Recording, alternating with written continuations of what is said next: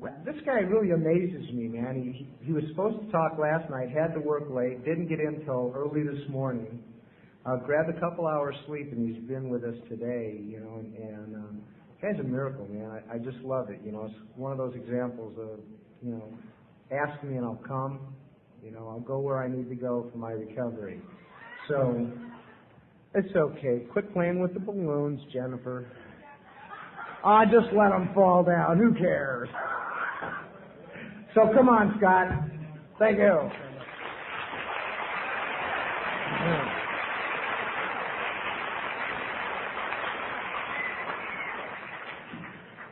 My name's Scott Redmond. I'm an alcoholic. Hi, everybody. I'd like to thank Harlan and Susan for helping Nancy and I to get here, and I'd like to thank everybody associated with this function and all the other speakers. I'd like to thank. This has been great for me so far. I got to hang out with a lot of friends, a lot of people I really love. Terry and Cheryl are here, and people that I've been out in retreats with, and I feel just right at home at Seaside, Oregon. I'd like to thank the most important guy in my life today, and that's Jim, the guy who picked me up at the airport and took me to see that big-ass spruce tree y'all got, That is a big tree, man. That is a big, big tree. Well, we get closer to it. All right. Big tree. Get a little closer. All right. If you're new, I'd like to welcome you to Alcoholics Anonymous. I have a great life today, and if you're new, I'm sure that thrills the shit out of you. I'm sure you're very excited for me. Yeah, because I was just so thrilled to death for the people having a good time in AA when I got here. I'd sit and hear him talk about the new house and the wife and the car, and I'd sit in my seat and I'd think, well, geez, maybe you go home tonight and maybe your house will blow up. Maybe your family will blow up, and maybe you'll blow up.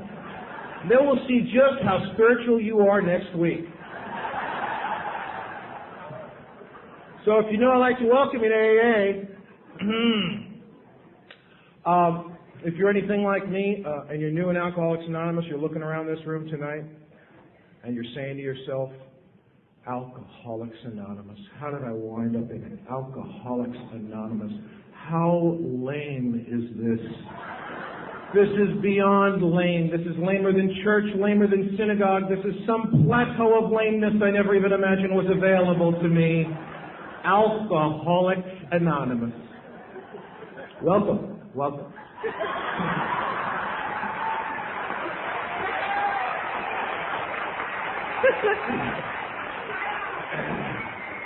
Yeah, you're with the lames now, baby.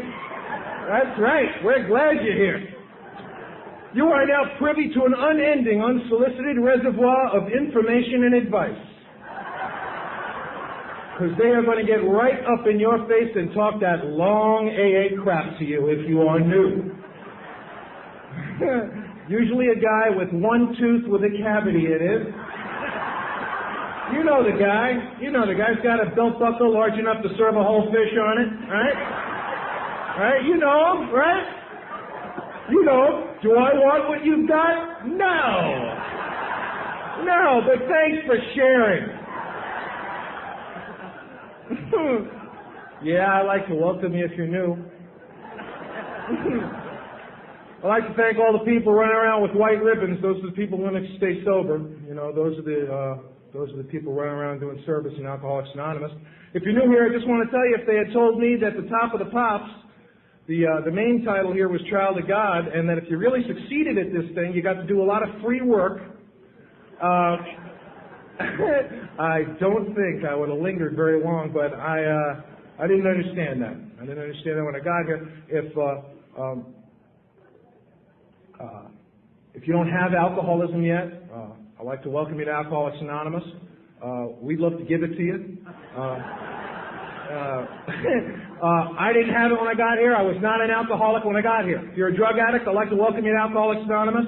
If you're a dope fiend, which is somehow worse than any of us, I'd like to welcome you to Alcoholics Anonymous. You know, if you're the Bigfoot of dope addicts, you know.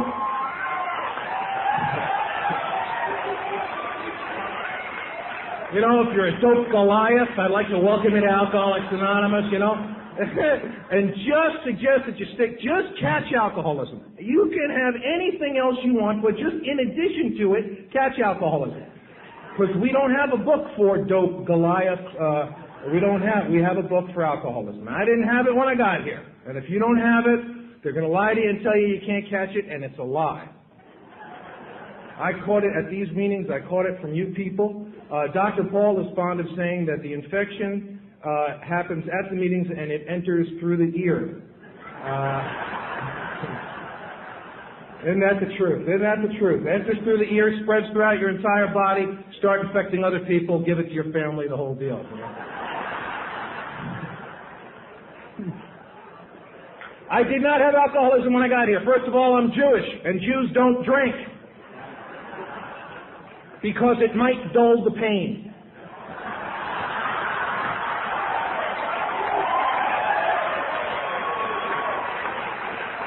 Yeah, you don't want that to happen. You want to be present for any agony opportunity that presents itself. I got here, one of the first things I heard in a meeting, a guy said he was an ex-Catholic, which meant that he didn't believe in God and was positive God was going to come kill his ass for feeling that way. And I said, yeah, I'm with that guy. I mean, I understood that absolutely. In addition to being Jewish, I was not an alcoholic. I had been in psychotherapy for 18 years. I was going to be dead, but I was going to understand it.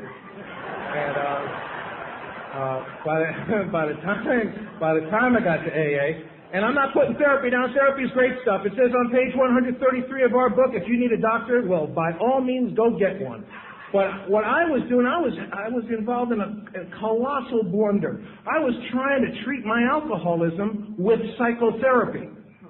And man, it's confusing, because I was doing good work in therapy, and yet I was dying from alcoholism. If alcoholism is in fact a threefold illness, if it's a bizarre physical reaction to alcohol that dooms me to have little or no control over how much I drank once I put any inside me, and this bizarre physical allergy is mixed with some fascinating thinking. Some fascinating thinking. What happens is this thinking, this bizarre thinking, dooms me to continue to take the first drink, no matter the attendant misery and suffering that follows every time I do it. And because I'm doomed to take the first drink and doomed to continue drinking because I have little or no control, then I have to rearrange my entire life, my views about morals, religion, sex, politics. Everything's got to be rearranged to accommodate this weird thing. And I start developing this cancer of the soul, this soul sickness. And it eats alcoholics up from the inside like a tapeworm and leaves them insane, alone, and hollow, and dying. And you see, I was trying to treat this threefold illness, the spiritual, mental, physical illness, with psychotherapy. Psychotherapy would be mental, which would be one-fold. So I was trying to treat a threefold illness with one fold, two-fold short. All right? Kind of like showing up to a gunfight with a knife.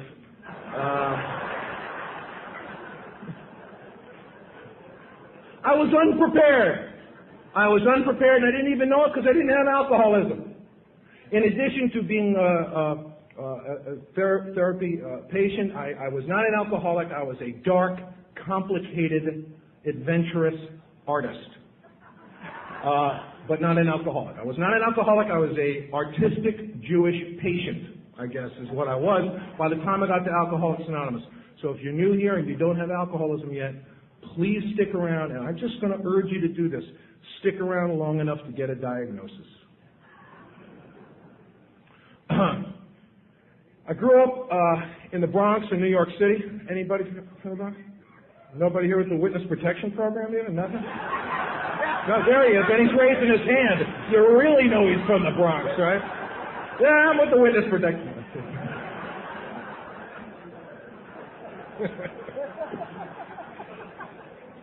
My family was nuttier than a fruitcake. My wife never believed me about my family, really, until she met them. My mom threw an engagement party for us, and my aunt came and wore her wig backwards, and it had a bun on it.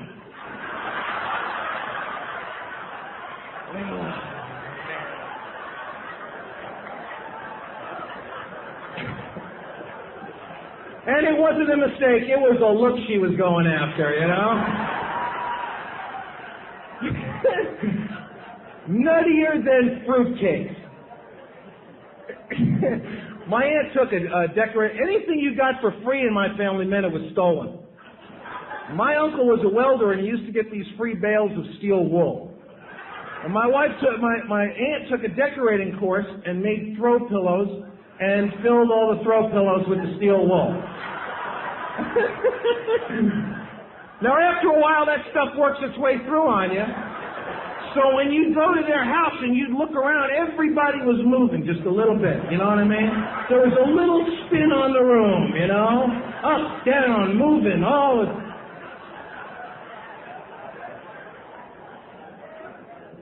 This is a memory. I didn't remember this until like 2 months ago. My mother used to go back through the back of the New York Post and they'd find these experiments they were running on brothers younger than 11 years old, no more than 2 years apart. They give you $15 at Montefiore Hospital. And they'd attach electrodes to you and, sit you in this room for a while. And she'd pace through and go, "Boys, I think I've got an experiment for you." It was like being in a bad Bugs Bunny cartoon, you know? I mean, I was trying to think about this the other day, about looking for an experiment for my kids. You know, I never saw any of that money either, which pissed me off a little bit. But if you're new here, all I have is good news for you. Because my family did not have one single solitary thing to do with making me an alcoholic. I said not one single solitary thing to do with it. And let me tell you what I mean. If you're new here and you got a nutty family, and I'm telling some of the funnier stories, but it was a mess, you know. Let me tell you what I mean, because you might be sitting out there and you're new and thinking, and feeling bad about, where you come from and your people and stuff like that. And what I mean by this is, if alcoholism is a threefold illness, if it is this bizarre, can you ask them to be quiet? Is that possible? Thank you. If it's this bizarre combination of these three elements working in concert with each other, and my family has messed me up psychologically, I cannot go to psychotherapy and work out my family problems and drink properly. It can't happen. I'm not saying that there wasn't damage done. I'm not saying don't take care of it. I had to take care of it. I'm saying they didn't make me an alcoholic, and no amount of work on those things will cure me of my alcoholism. Will get me free from that bizarre. And that's good news for me, because therapy had become my God, and I was looking to that to really set me free, because just, things never, ever worked out right. They just never did. And I grew up in this family, and my dad felt that he was a loser, and I completely agreed with him. I thought he was a sap and a sucker, and the fact is my father never, my brother and I never missed a meal and never went to school with ripped clothing, and my father never made more than $10,000 a year. My last year out there, I made $80,000. My children did go to school with ripped clothing, and they did miss meals. How does such a thing happen? Put those two pictures down right next to each other. How does my dad come up a loser? How can such a thing happen? It happens if a certain kind of thinking becomes established in you, and you have placed yourself beyond human help. And you have so rearranged your point of view, the way you consider winning and losing, what that means. You've so rearranged it that you could look at a guy like my dad and say, "Man, you're a sap." And I grew up in this family, and I had a tough time growing up in the Bronx. A lot of bad stuff happened to me as a kid. You see, my deal, I thought that this psychotherapy thing was really going to help me dodge alcoholism. I thought this self-knowledge would really help me out, and I was becoming a very well-analyzed corpse is what was happening to me over a period of time. And the second thing I did to avoid catching alcoholism was I drank till I didn't want to be a drunk, and I overcame my alcohol problem with marijuana. I'd like to welcome all the pot smokers here tonight. You remember WOW, right? Wow.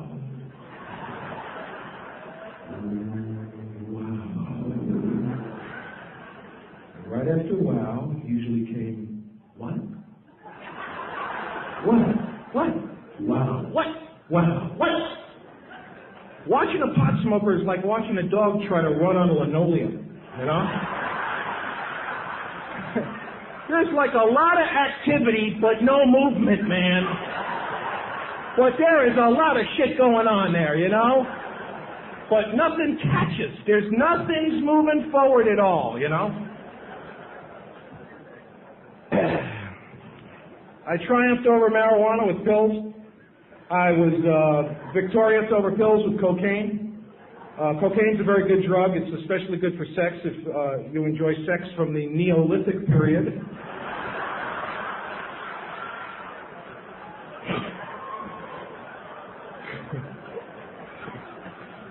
I got rid of that cocaine habit with heroin. Heroin's a good, dark, complicated, artistic drug, and then you cross the line and become a vomiting pig. Just a little hop, skip, and a jump. And then I got rid of that heroin. You don't want to do that too long. And drank till I didn't want to be a drunk. And I swapped addictions and went to psychotherapy and avoided catching alcoholism until alcoholism almost killed me. If you're new here, there just ain't a more bizarre disease that you can catch. If you don't catch it, it kills you, and if you catch it, you get better. And if you're new here, I hope you stick around long enough to catch it. I was in my early 20s, and I was in a cycle where I was using hypodermics and drugs, and I shot some heroin, and my father had a massive stroke, and I was stoned on heroin the night that he died. And I felt like a pig, like an animal. I had holes in my arm, the curtain was down, I couldn't be there for him, for my mother or my brother, and my father was lost to me. I couldn't walk into a hospital. I couldn't hear a heart machine. I couldn't think about him. I couldn't talk about him. I couldn't look at pictures of him. I certainly couldn't look at home movies of him. I was a bankrupt failure as a son. And I swore I would never put a needle in my arm again, and I didn't for 13 years. Shortly after my father died, I met a remarkable woman, a beautiful, beautiful, very, very intelligent woman. She was exotic. She was from Detroit.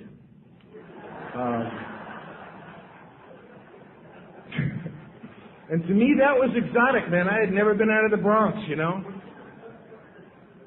And I just fell in love with this woman. I just adored her. And we just got sicker and sicker together. We really had a lot of great ideas about what we wanted to do with our life, and we had a lot of hope, and we had a lot of warmth and a lot of empathy for each other. And then alcoholism started working on us, you know. And we became so sick, Nancy and I together. At one point, a guy lent us his car, and we sold his car.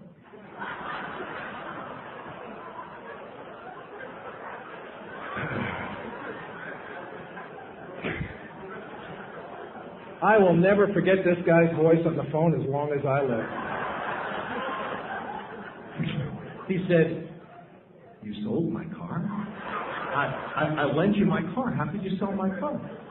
That's like house sitting for someone and they come back and you're in escrow. Right? And you're proud of what you've done. The alcoholic life becomes the only normal one. That's what Silkworth says, and he's right. Got to rearrange your life to accommodate alcoholism, to accommodate the walk to the drink, because I'm always going to take it.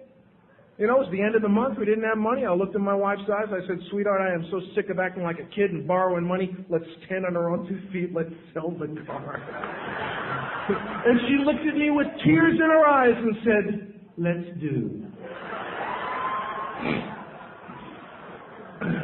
16 years later, when I called this guy to pay him back, his voice was exactly the same. He said, "You're paying me back?"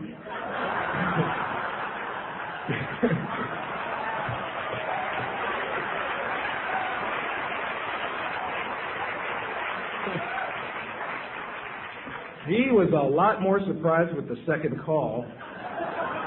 I know I was, I'll tell you that. Nancy and I had two sons, and when our older son was born in New York, we were surrounded by friends and family and flowers. There was a ton of phone calls, and he was welcomed into this world, our son Micah. 2 years and 9 months later, when our younger son Jesse was born, there was nobody at the hospital. There were no flowers, no friends, no phone calls. We had been completely isolated by the disease of alcoholism in 2 years and 9 months. The ice around our heart had become so thick, it had repelled everyone around us. And it's not that people didn't love us, it's that it hurt too much to be with us. And Jesse was not welcomed into this world, not that way. And if you're a child in my active alcoholic home, if you get in between me and the drink, it doesn't matter what I say over here. It only matters what happens over here. It does not matter what I say over here, because that bicycle money might have to go for something else. And I might be telling the truth over here, but it just is an out-and-out lie by the time I get over here. And if you're in between me and the drink and you're my kid, you either have to turn to paper mache and become something less than human for me to treat you like this, right? Or you have to disappear. How much vanishing can a child bear before they believe what they're being taught, which is that they don't exist, and they become transparent, and they live in this kind of half-lit world where things work out and don't work out, this bizarre world of the active alcoholic home that we had. And that's what our children, their lives became more and more transformed by it. They became more and more warped by it. And by the time I got sober, our older son was making these involuntary clicking noises he couldn't stop making, grinding his teeth, reading years below his grade level, writing years below his grade level, crushed up and cut off from the society of other children. And I had yet to catch alcoholism. On April 20th, 1985, I put a needle in my arm again. I did because it was there. I had no mental defense against it. And I crossed the line I swore I would never cross again. And I called my therapist of record, my first Jungian therapist, and I told him what I had done, and he said to me that morning, "There's absolutely nothing that can be done for you." I said, "What?" He said, I can't do anything for you. The only thing I can suggest is you attend a meeting of Narcotics Anonymous, Alcoholics Anonymous, or we have you institutionalized. Once I was to come in here and read our book, I was to find out that Carl Jung played no small role in the founding of Alcoholics Anonymous. There was an American millionaire named Roland Hazard, and he was dying from alcoholism. And he was rich enough to call Carl Jung in Vienna and put himself into analysis with one of the fathers of modern psychology. And he went there and he was analyzed by Jung, and he drank right away. And he went back to Jung and he said, "Is there no hope for me?" And Carl Jung said to Roland Hazard, "There's absolutely nothing that can be done for you." What an astounding thing to say. What an incredible thing for a doctor to say. What an incredibly humble thing to say. He could have said, "Come on up, man, let's talk about it." And I could be dead. But therapy, which had become my God, had abandoned me. Why I went to that first AA meeting, I don't know. I couldn't tell you. Why I stayed, I don't know. If you're new here, perhaps I stayed because I'm out of plans. If you're new here, I pray for you that you're out of plans. If you are new here and you have a plan, it is probably a beaut.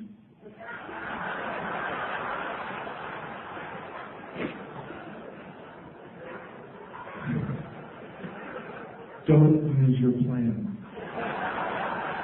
Don't use your plan. Grab one of us after the meeting and tell us the plan. We want to know the plan. Don't use the plan. That's actually the book I've always wanted to see, is The Collection of Newcomer Plans. That's the one I want to see, pal. That's the one I want to see. That sucker will have some diagrams in it, I'll tell you that. Look like those cocktail napkins. You know those cocktail napkins with the lists and the plans on them, man? And I walked into that AA meeting and I sat down and I looked around and I said, Alcoholics Anonymous. How did I wind up in Alcoholics Anonymous? I'm a major guy. What am I doing in Alcoholics Anonymous? And I hated you, man. Everybody was a miracle, you know. The furniture's a miracle. The coffee's a miracle. Oh, so wonderful. Oh, I could not believe it. But I guess I was out of plans and I kept coming back and I hated you. And you see, the kind of bully I am, I'm a nice guy. I'm a sterling human being. I'm a hell of a nice guy. That's why I've always tried to bully people into doing what I want them to do, you know? So they come up and talk that AA crap to me and I'd grin and nod and pray that their face would burst into flame, you know? I'm here. I'm in Alcoholics Anonymous. My life is over. All right, now I got to listen to this guy. I mean, I couldn't believe it. And I stuck around. I kept coming back, man. I kept coming back. My wife reached out to the Al-Anon family groups, and one of the most single hurtful and confusing things to me as a newcomer in Alcoholics Anonymous was I heard people telling Al-Anon jokes. I'm not talking about good-natured jokes. I'm talking about mean-spirited jokes. And because God knows we tell enough jokes about alcoholics, I'm not talking about that stuff.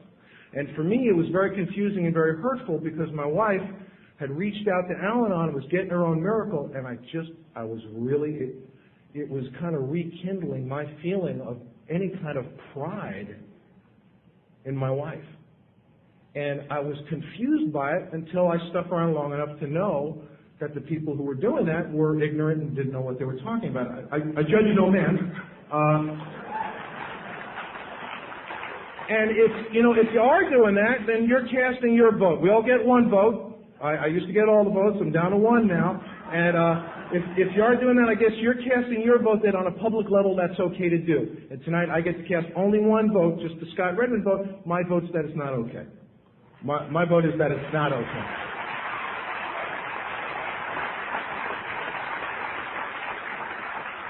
And the reason why I'm casting the vote that it's not okay is that there might be a newcomer out there who might be thinking what I was thinking when I'd hear it, because I'd think, isn't this a good thing? What's this about, man? Everybody's talking about dignity here. Everybody's talking about getting back some self-respect. Isn't the family, don't we want to bring this deal back together? Because I never thought our family was going to come back together. We used to go to Nancy's sponsor's house, and man, they showed us what a sober family looked like. And I used to look around at Nancy's incredible Al-Anon sponsor and her husband, the sober man who'd been sober a long time. I watched them with their two daughters, and I'd say, not for us. Not for us. It's too busted up. The boys are too sick. It's too broken. Nancy and I are too broken together. We arrange too much. We rearrange too much to accommodate alcoholism. There's no way this can get straightened out. But I kept coming back. I kept coming back to meetings. And by the time I was 6 months sober, I was receiving the gift of step none. You all know the gift of step none? Nothing. The gift of step none is nothing. I thought I had worked the first 3 steps.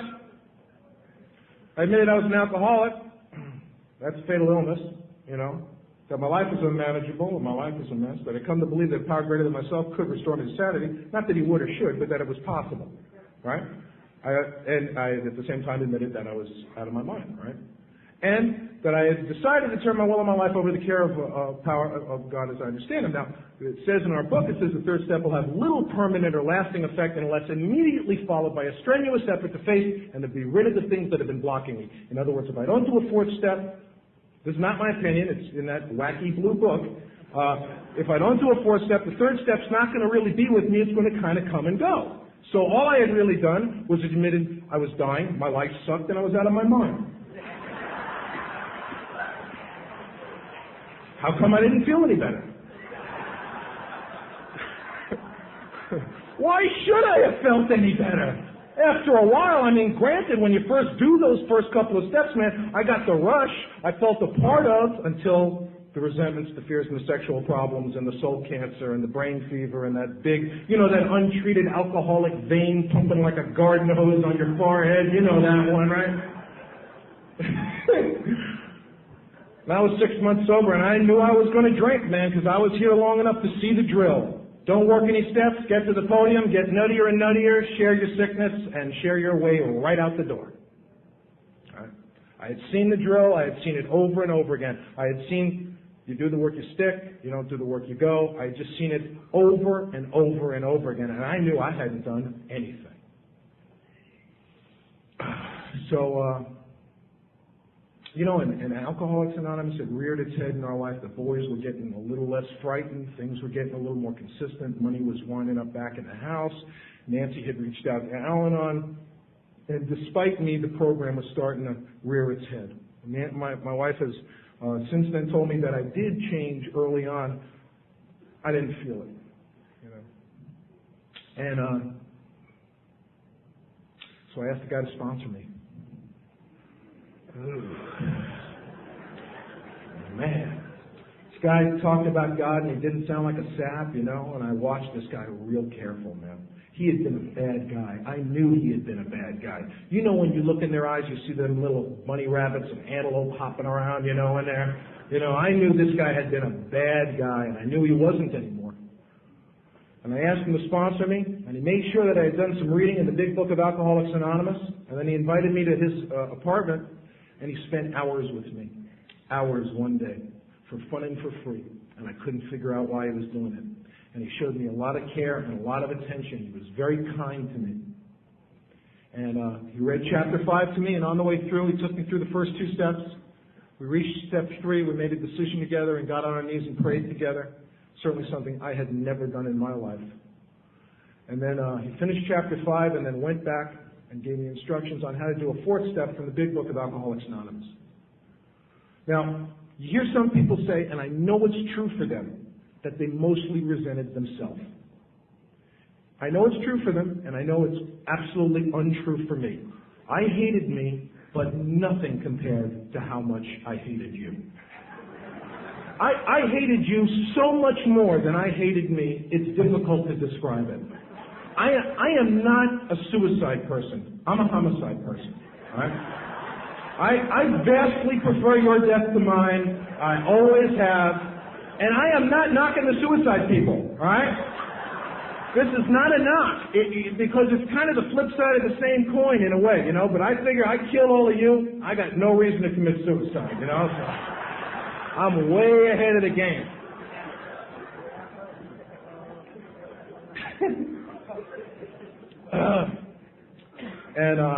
I did that inventory in 3 months, and I went back to my sponsor with 9 months of sobriety, and I read him my 5th step, and again, this man spent hours and hours and hours with me.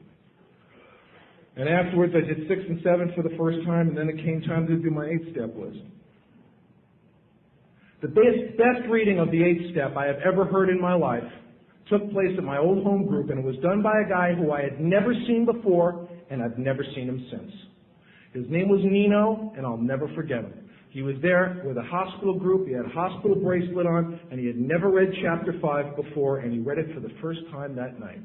And he got up to that podium, and he hit step 8, and he read, "Made a list of all those we had harmed and became willing to make amends to them all." Jesus Christ!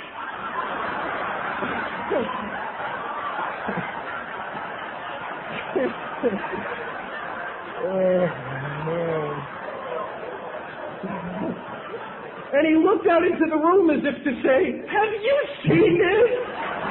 Do you know what's in here, man?" Oh, it was so beautiful. It was so pure, man. It's all I saw the first time I saw the steps.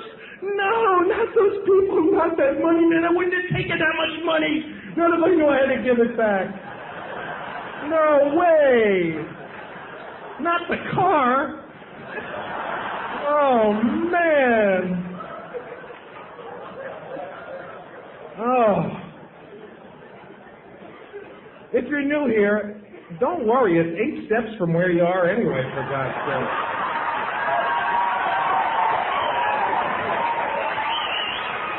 Man. And it's really not 8 that you got to worry about. It's 9. 9's the one that's going to piss you off a little bit, but time to do my 8-step list. I had to put my wife and kids down there. Well, what was I going to do? Let's see. I'll sit down with the boys and say, gee, boys, sorry you've had no life. Forgive me. I'll sit down with my wife and I'll say, geez, hon, sorry about this 8-year trip to Hades. Okay? I don't want to put my dad down there. He was dead. My sponsor said, do you owe him an amends? I said, yeah. He said, put him down. I said, Don, what am I going to do? Don said, Scott, I don't know. I don't know. You do your job at Alcoholics Anonymous and you see what happens. I put him down. I had to start acting like a father. I had to start showing up. I had to start doing lame stuff. I had to start showing up at flag football games and Little League games. I didn't show up to a lot of them, but I showed up to some. And I did some coaching. I coached some flag football and I showed up. My wife came to the games a couple of times, the baseball games, and there'd be everybody in the stands, and there'd be me, pissed off, right? On the first baseline. I'm here, okay? I'm making a mess. I'm here, doing my job. I'm here. It took me 2 years to get over with the other people, man. It took me but I tell you, I'm glad I started pissed off on the first baseline alone, standing in the sun. It took me a couple of years to get over there. And what happened was, as I started to do the work in the Big Book of Alcoholics Anonymous, as the noise stopped in my head, as the noise started melting down, I was able to go and talk to other people. And I was able to just be another dad hanging out in the stands and start to show up for my boys. And when I came into AA, I heard a lot of stuff I wanted, and I heard a lot of stuff I didn't want. I heard people talking about their brain in the third person as if it was some unwanted alien dashing about their house, planning their death. And I said, gee, I feel that way right now. Do you have anything else? And as a matter of fact, the Big Book of Alcoholics Anonymous in Step 10 says sanity will have been restored. The alcohol problem will be removed. That won't even be cocky. It'll be gone. It says in Step 11, the occasional hunch or inspiration will actually become a working part of the mind. It doesn't say I have to live like my head's out to get me. It says completely the opposite. It says that if I'm out of self, and if I'm in contact, and if I'm doing what I'm supposed to do, that I'm going to get relief from that for the first time in my life. Those voices that 18 years of psychotherapy barely took an edge off of. Because the more you lead the double life that's described in Step 5, the double life that we all lead, the face that we present to our fellows and the face that we know that we have, and we do these things and we crush them down with more drinking, it adds a voice and another voice and another voice and another voice. You know, I was a couple of weeks sober, and my first 2 weeks in Alcoholics Anonymous, I kept saying to myself, I haven't hurt my kids. They've hurt their kids. I haven't hurt my kids. And 2 weeks into sobriety, and I was ready to take a walk. I was on the phone with a guy, and just out of nowhere, this memory came to me that just leveled me. And I remembered that a couple of months before, I had been with my older son. I was hungover, and I got sick in front of him, and in response, he got sick. And what happened to me on the phone that morning was I realized, and it was crystal clear to me, that the only reason my beautiful blonde boy, my perfect little boy got sick was because he was with his father. If he had not been with his father, he would not have gotten sick. He didn't eat bad food. He didn't have a virus. He was with me. And that helped me stay here, I want to tell you. That deflated me at death enough just to stick around a couple of more 1 days at a time. If you're new here, I want to tell you, and this is just something I'm going to tell you, and I'm only just one drunk. I don't talk better, I just talk more, you know. If you're new here, I think you're in a very, very dangerous situation. Because what we're basically telling you is, if you're beyond human help and you need a spiritual experience to stay sober, we know you haven't had it yet, but don't drink. That you're in this bizarre, half-lit kind of world where you don't have the thing you need, but we're going to ask you to stick around long enough to get it. And sometimes a newcomer will say to me, you know, well, drinking's the furthest thing from my mind. And I want to tell you why I'm totally unimpressed with that. And I want to tell you, I'm not knocking you and I'm not putting you down. What I'm going to tell you is the entire big book of Alcoholics Anonymous is engineered around the fact that when you drink, it will be the furthest thing from your mind. And if you don't do something about it, this bizarre disease that only Alcoholics Anonymous has had an aggregate of some a massive amount of recoveries where other methods have failed. But it doesn't say, you'll start thinking about a drink. You'll see it. It'll be a little tiny drink over there. The next day you'll think about it a little more. That sucker will be a little bit bigger. It'll get a little bit bigger every day. And you'll see hear that coming. It's coming in, man. The drink's coming. I'm thinking, it says, boom, you're drunk. It says, boom, you're drunk. Boom, you put whiskey in your milk.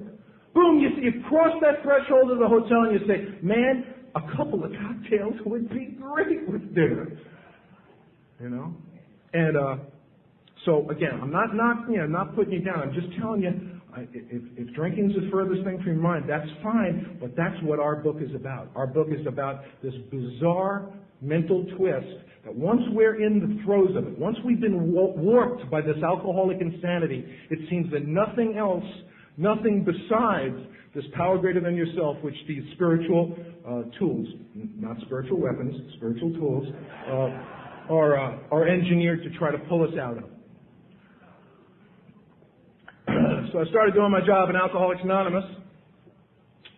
I kind of fancied myself a show business big shot by the time I got here. By the time I got to AA, I had a book on the bestseller list, and I had acted in a Broadway play and had directed a movie and directed a TV show, and I had my own theater in New York. I had done all of these things a ton. I never got to do any of them more than once.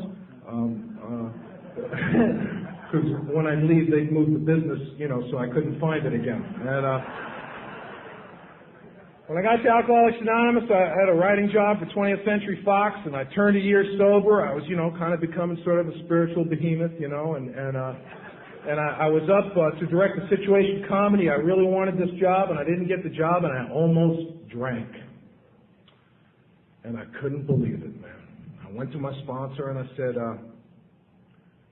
I told him what I had done, and Don said, well, Scott, I guess you got that show business God, you got the show business God, I came to AA and I heard people talking about God, getting them jobs, getting them fired, getting them in a relationship, God getting them parking spaces, not the parking God, not the parking God, what if you don't get a space? And I had the show business God. And he said, you're going to have to sit down and write an inventory. And I did. I wrote it down, Steph, and I went in step 6 and 7, which had become kind of my template of my relationship with God. And Don said, you're going to have to ask him what you're going to have to do to stay sober.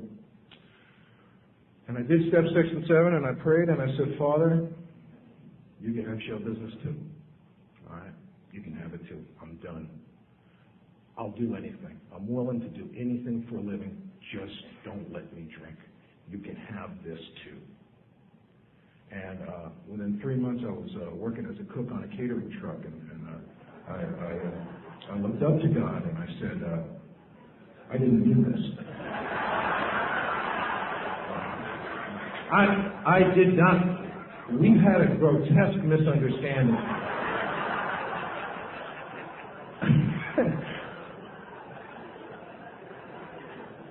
In L.A., when they shoot a TV show or a movie, they got a caterer that follows them around, man, and you make good dough. It is a good job, but hey, I'm Scott Redmond. Love you, baby, right?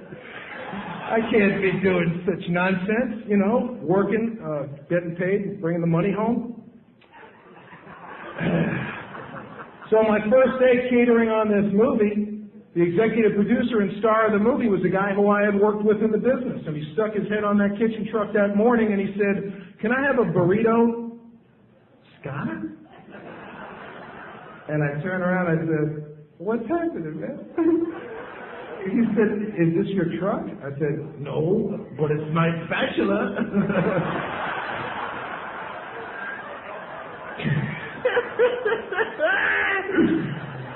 I went home, I called my sponsor, I said, oh, we're getting the gift of sobriety now, man. Oh, yeah. Oh, yeah, it's a miracle. It's a miracle.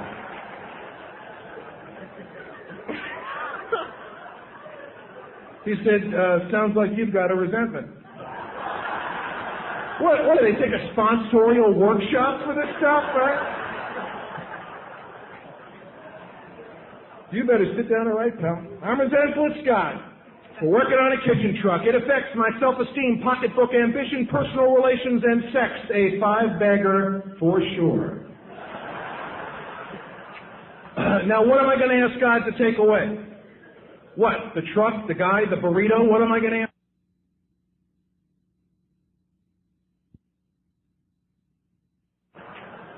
Now, what am I going to ask God to take away? What? The truck, the guy, the burrito? What am I going to ask God to take away?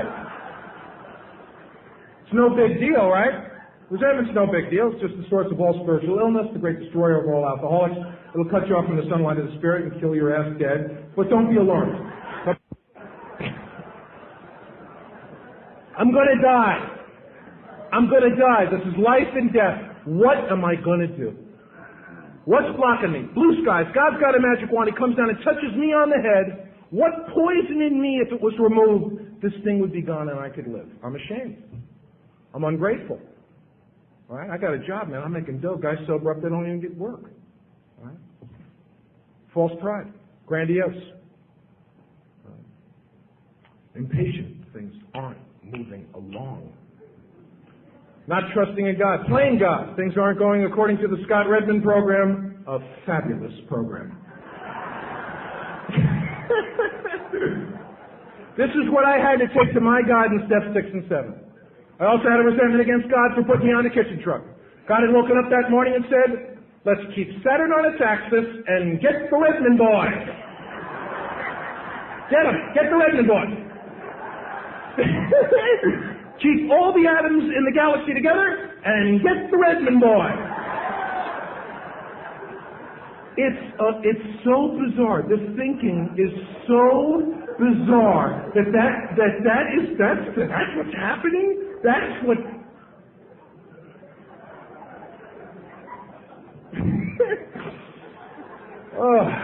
So I go to God in steps 6 and 7 and I say, Father, please take it away. I don't say, take it if you can, big guy. I don't say, take it, you rotten son of a bitch. I say, Father, please, I just can't bear this anymore. Can you please help me? Can you please? This hurts so much. And then, if I'm ready, I'll ask the biggest question I have ever asked or ever will ask as a member of Alcoholics Anonymous. Father, what can I do for you? What can I do for you? Will you do my work? I'll do your work. When we drew close to him, he revealed himself to us. All right? This is how I draw close to him, you know? What can I do for you? If my God's not big enough to handle this, what service can I do? And my sponsor, man, he said something to me early on I'll never forget, and I've had the honor of saying it to other men. He said to me about some stuff that was really troubling me because this cooking thing, man, drove me nuts because it kept I wound up serving people that had been my assistant directors. I wound up serving actresses I had directed in television shows, you know, and I dragged my ass in, and Don and I were talking. He said to me one time, he said, Scott, because he knew that the secret for me was steps 6 and 7. How was I going to get relief? Where was I going to find the key? What was service was going to make God big enough that he could do this too, you know, for me? And Don said to me, Scott, if your God's not big enough, use mine. He said, use mine until yours is big enough. And what an incredible, loving, generous, remarkable thing to do. Now, Don knows that his God can't keep me sober, but he was saying, I'm here, buddy. You lean on me. You use my stuff. You don't have any stuff right now. You use mine. I'll need yours eventually. You use mine today, you know. And I continue to cook, and man, I was able to help some guys out, you know, and I wound up being a real good cook and real proud of the work that I was able to do. And both of the companies I cooked for asked me to go into business with them, and I learned how to hold my head up and be a responsible example of Alcoholics Anonymous. And it was an astounding experience. One of my friends, my friend Paul,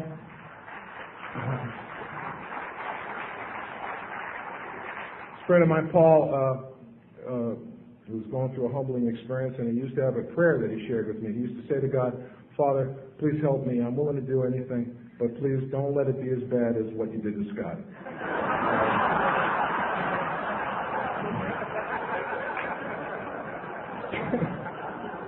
And I was just so thrilled to be of some help to him. This other guy, my sponsors used to be a real big rock and roll star.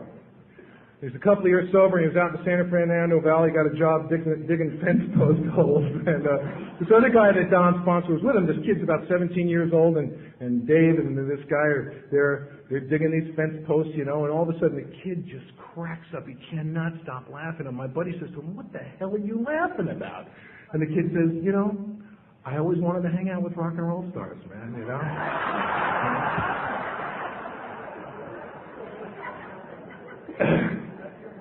So I've been cooking for a couple of years, and I got contacted by a company called Ketchum Public Relations, this big public relations company back in New York, and I was up for this big time comedy writing job, and I wanted it, and the old brain fever came back, and man, I wanted it, and I started obsessing on it, and I did this videotape for them that they asked for, but I eventually just crashed and burned. Before I even heard from him, I had to sit down and write a 10-step and release the sucker, and I was fine with it.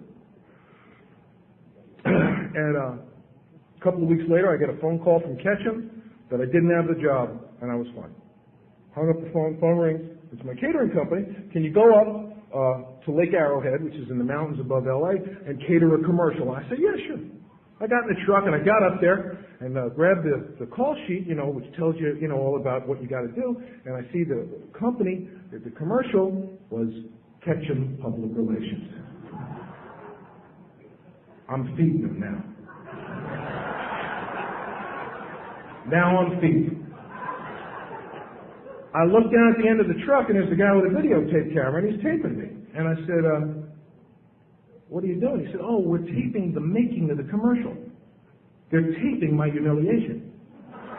They're taping my humiliation. They're going to go back to New York, and they're going to show the guys in New York, and the guys in New York are going to go, is that Scott Redmond with the meatloaf? Oh, my God. That poor, miserable son of a bitch. I get off the truck, and I call Don, and I said to my sponsor, oh, we're getting the gifts out now. Oh, are we getting the gift now? And the miracle's a little bigger.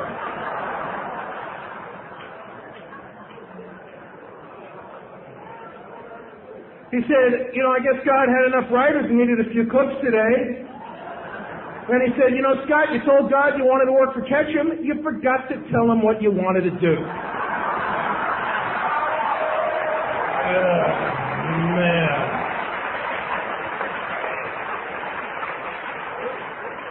Well, as long as he's having a good time, folks, Oh, man.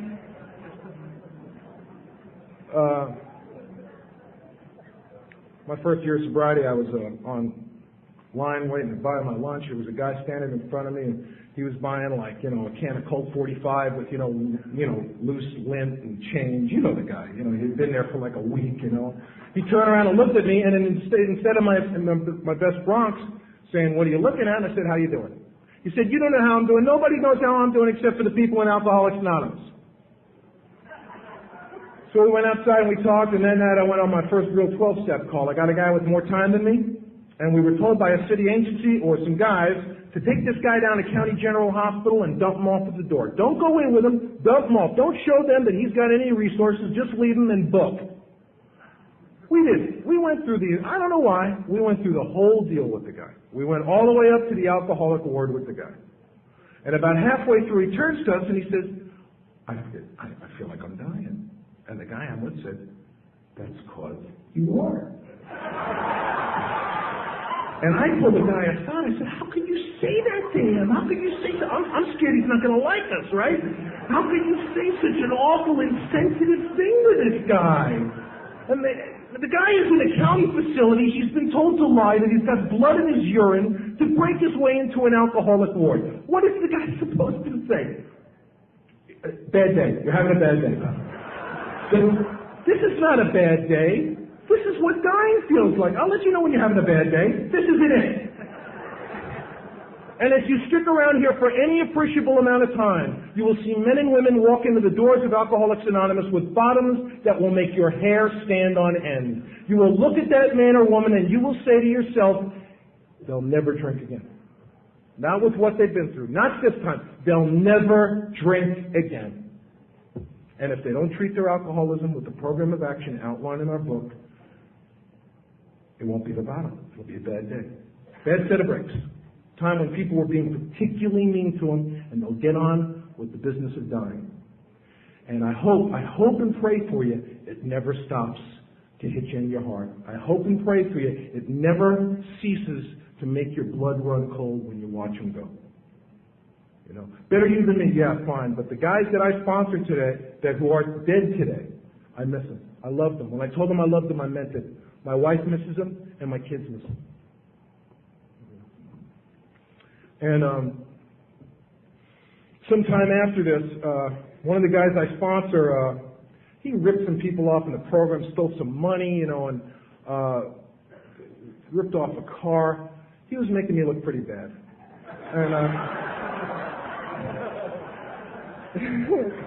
well, I wanted to sit down and explain a few things to him, you know, and my sponsor said, I don't think so. So instead of telling the guy what I thought of him, I sat down and wrote, I am resentful blank for ripping people off in AA and making me look bad. It affects my self-esteem, pocketbook, ambition, personal relations, and sex. A little knock in the crotch there, a little ego blow, right?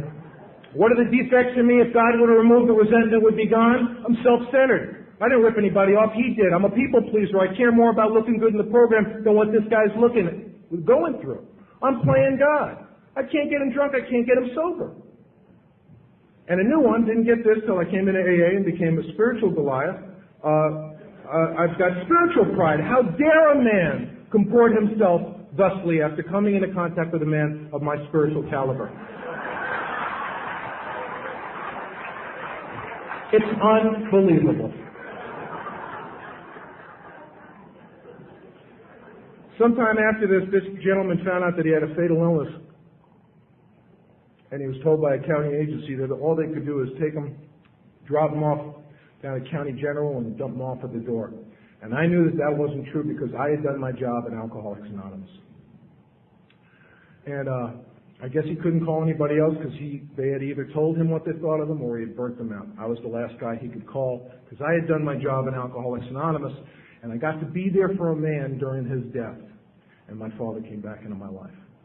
And I felt his presence again, and I could go to the hospital again, and I could talk to him, and I could tell his grandsons about him, and I could laugh about him, and I had my dad back. My kids didn't have a relationship with my father because I couldn't talk about him.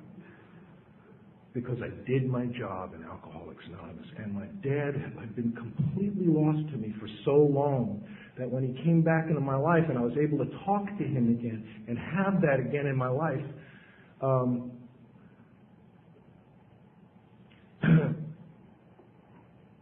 Nancy and I, as a result of Alcoholics Anonymous and the Al-Anon family groups, are no longer the family that was completely isolated, who had this baby in the hospital that nobody showed up for. Our youngest son, Jesse, wound up in neonatal intensive care shortly after he was born, and I couldn't find anybody to watch our older son, and I couldn't come to the hospital. A doctor had to offer us to drop our kid off at her house so I could come, and my false pride wouldn't allow me to do it. My wife had to suffer alone because I wouldn't let a stranger show me some kindness. And what has happened as a result of us, you see, it doesn't say anywhere in the big book of Alcoholics Anonymous that the road gets narrower. And I understand why people say that, but I'm just somebody who likes something else. What it says, in fact, in the first 164 pages, is it says, join us on the broad highway. Help us to pack things into the mainstream of life. Join us on the firing line of life. Become part of the great reality. It just talks about things getting more inclusive, not exclusive. It talks about life getting bigger and bigger and bigger. And that's what I like, man. I'm a more kind of guy. You know? And I don't like the road getting narrow. It means I think the road narrow is I can't do a lot of bad shit I used to do. Imagine my shock. But what the book says is about my life getting bigger. And I'll tell you, when I started, and I know when this happened, two of the biggest events that happened to me as a sober person. One was when I called my sponsor to discuss another man, to discuss one of the men I was sponsoring instead of me. That was a big moment for me in Alcoholics Anonymous. And the other equally and and as important big moment is the day I realized that I was actually deriving joy from the good fortune of other people. And that's something that as a drunkard was completely lost to me. If it didn't directly benefit me, all it brought up was low self-esteem, self-pity, and man, if you could bottle self-pity, it would knock crack off the market in 5 minutes. It would, man. It's a more powerful drug than crack. If you think about it, when I get full of self-pity, my eyes cloud up, I get a little lump in my throat, my shoulders lean forward a little bit. It's brandy, man. You know, for me, that's self-pity stuff. And Nancy and I had to stop working on our relationship. My idea of working on a relationship is to talk to you until you change your mind. To talk to you until your eyes roll back in your head and you keel over, and on the way down you go, oh, okay.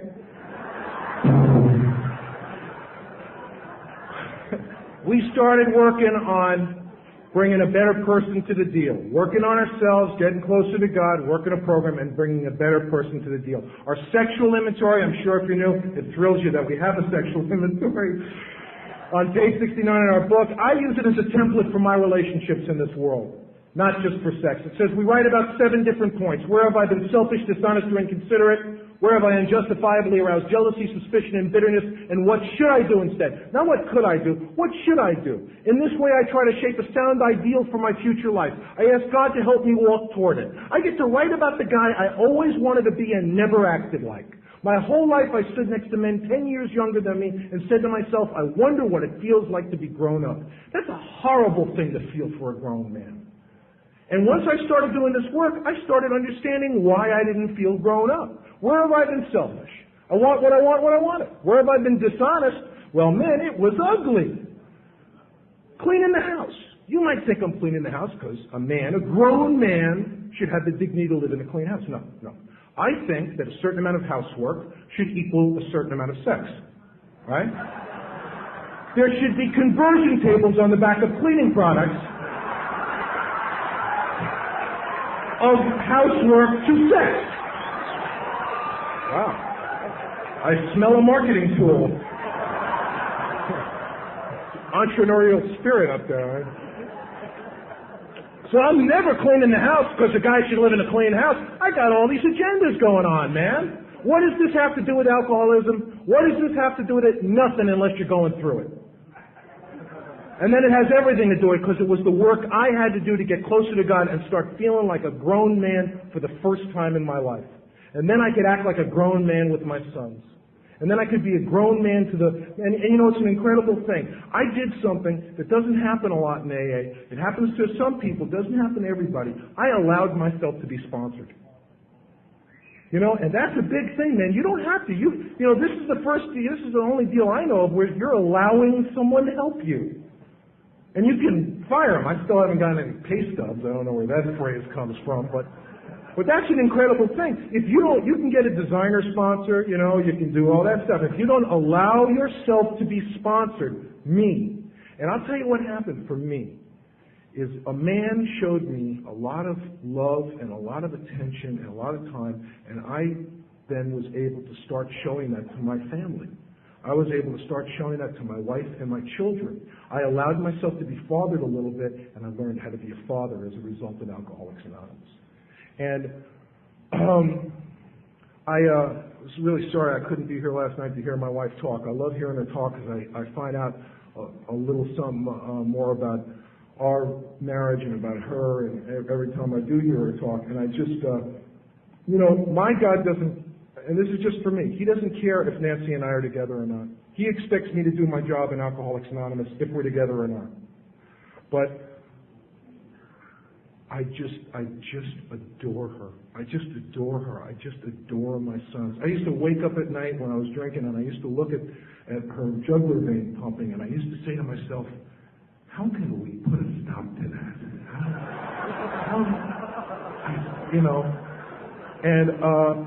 And now sometimes I wake up at night and I look at her asleep and I say, how could I live without you? I just adore you. And if you're new here, I'm not telling you if you get sober, the wife, and you get back to, I'm just saying this is what's happened for us. And again, my God doesn't care whether or not we stay together. He expects both of us to do our job in our programs. The boys, I'm not going to share about it tonight, but our older son has begun his journey into what I'm not entirely sure.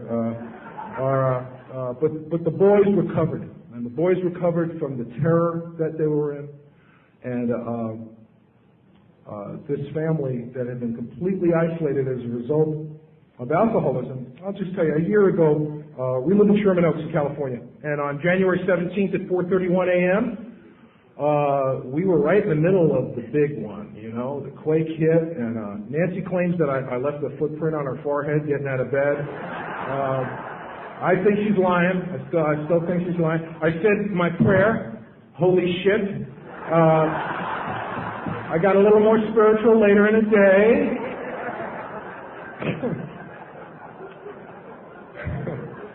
House stopped shaking. You see, I know there's a difference between spirituality and geology. Earthquakes are geology, God is spirituality. I think the people who were thrown to the lions understood that on some level that the lions were politics and God was spirituality. Because if I got a God who's up there and picks up my house and goes, figure that out, you moron! I'm in trouble! We were up in Vancouver at a function a couple of weeks after the earthquake, and this woman said to me, oh, I'm so glad God got us out of L.A. before that quake. And I went, oh, but we're crap. He got you out, but he went, get the raping boy! Get him! And she said to me, well, I think he just figured you had some lessons to learn. Get me a drink! Please drink. If I had that God, man, I'd have a gallon in either hand. That's just me. That God works for her. It doesn't work for me, but I hope she's prepared when her next lesson arrives.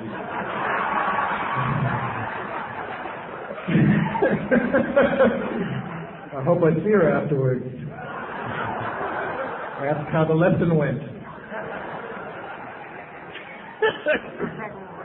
Last Christmas, our older son who, well, let me just finish with the earthquake real quick.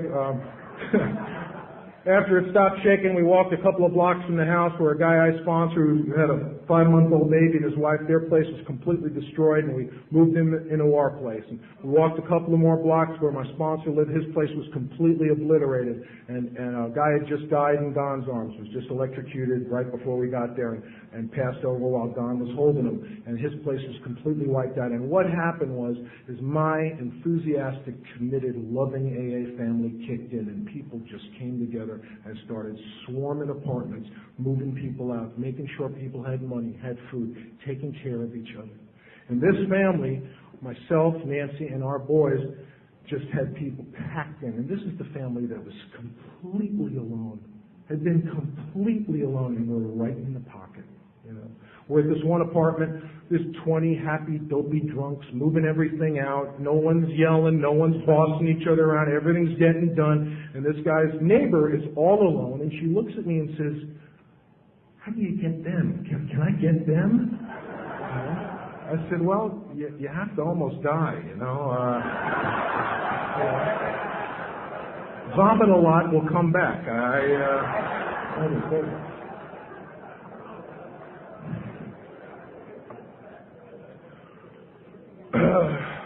Last Christmas,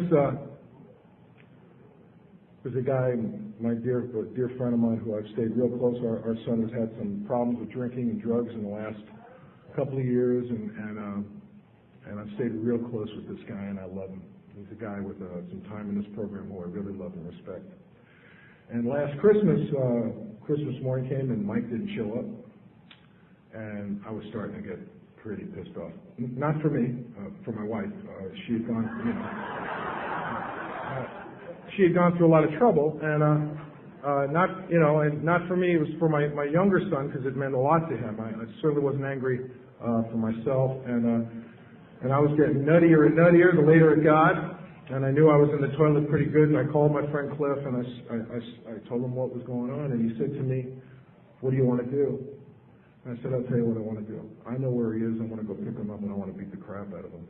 And Cliffy said to me that morning, "You go do that. You can do that if you want. But before you go, let me tell you, a couple of weeks ago, my 40-year-old son was at my house, and he had a tick in his eye. And I asked him where he got the tick from, and he said to me that he had gone to a neurologist, and the neurologist said the only way he could have gotten that tick was from a blow to the head."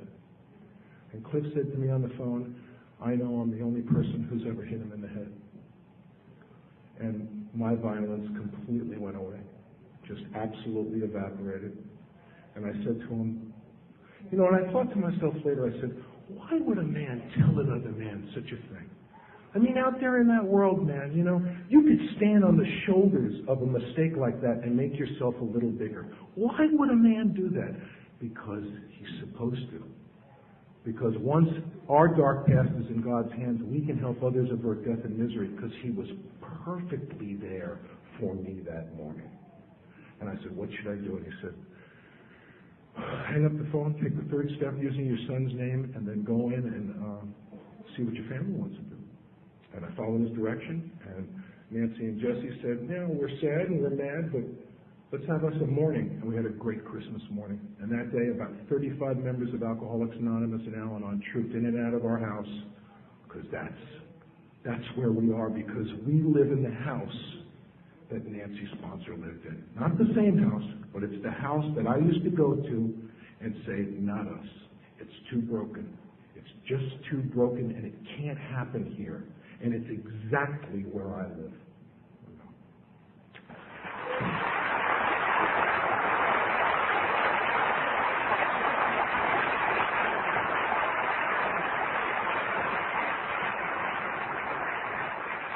If you're new here, I want to welcome you to Alcoholics Anonymous. I want to suggest that you stick around long enough to get a diagnosis.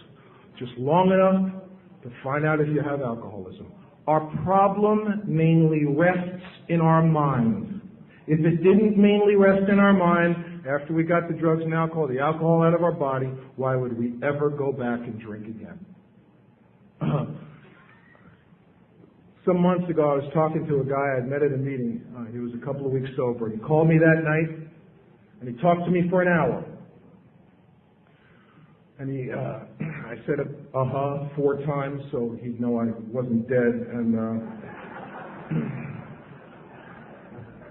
And he described to me that he had been stalking several women, and he had a restraining order taken out against him, but it's all different now. He's got 2 weeks, and it's all different now. And at the end of the hour, he said, "I feel so all alone." And I said, "What do you mean? I just listened to you for an hour, and I hardly even know you, and I didn't interrupt you. What do you mean you feel alone?" He said, "I don't have a woman." And I said to him, "Well, what exactly would you be bringing to a relationship right now? Besides stalking skills. Right?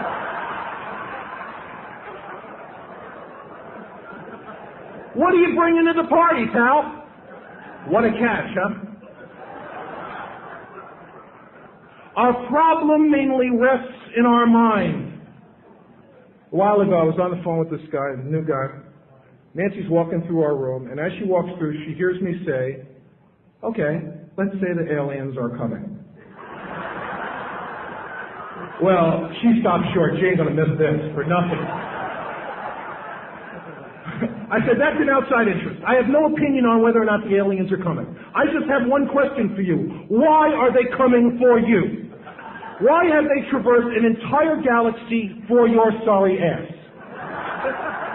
You're 11 days sober. You have no life. Why have they gone across a universe for you? Plus, he's sleeping with a Bible on his chest to ward them off. They're going to come across the galaxy, walk into his room and go, oh no, the Bible, let's go home.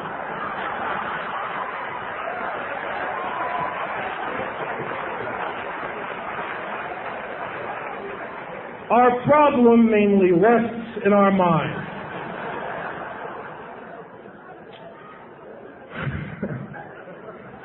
If you're new here, I don't know what you're coming in with.